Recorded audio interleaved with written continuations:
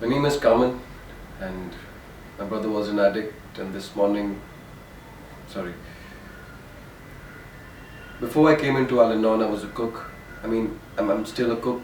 I'm just a different kind of cook, I guess. My brother and I, we used to cook together, especially when we were kids. That's when we were closest. Food was always our common ground. We wanted to open a restaurant together. We had a name, we had a vibe, all of it.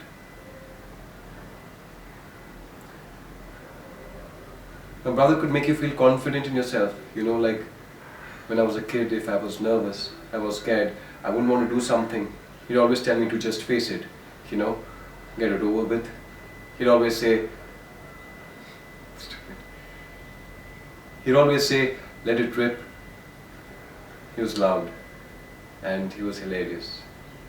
And he had this amazing ability to walk into a room and take the temperature of it instantly.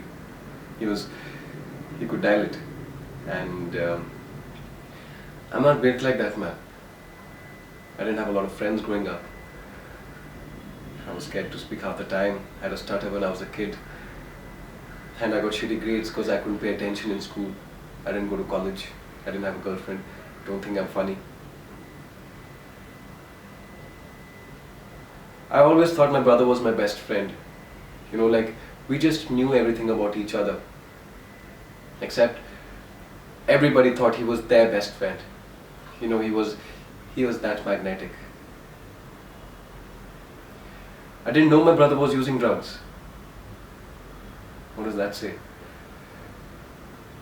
As we grew older, I realized I didn't know anything about him. Really. He stopped letting me into the restaurant a couple of years ago. He just cut me off cold. And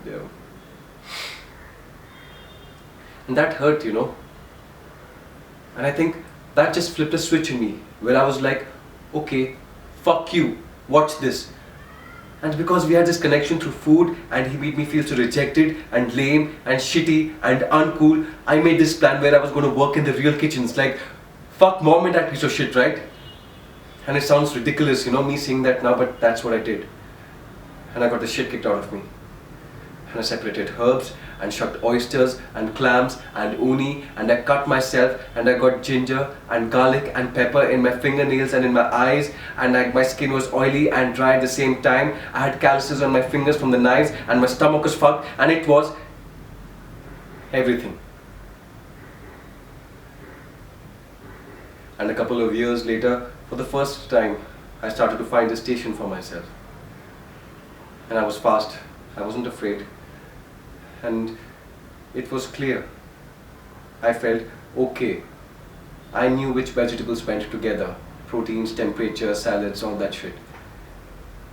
And when somebody new came into the restaurant to start, I'd look at them like they were competition. Like I'm going to smoke this motherfucker.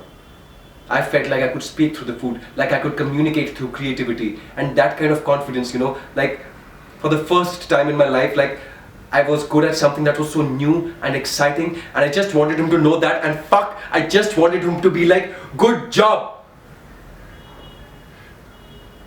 And the more he wouldn't respond, the more our relationship kind of strained. The deeper into this I went, and the bitter I got, and the better I got. And the more people I cut out, the quieter my life got. And the routine of the kitchen was so consistent and exacting and hard and alive, and I lost track of time, and he died.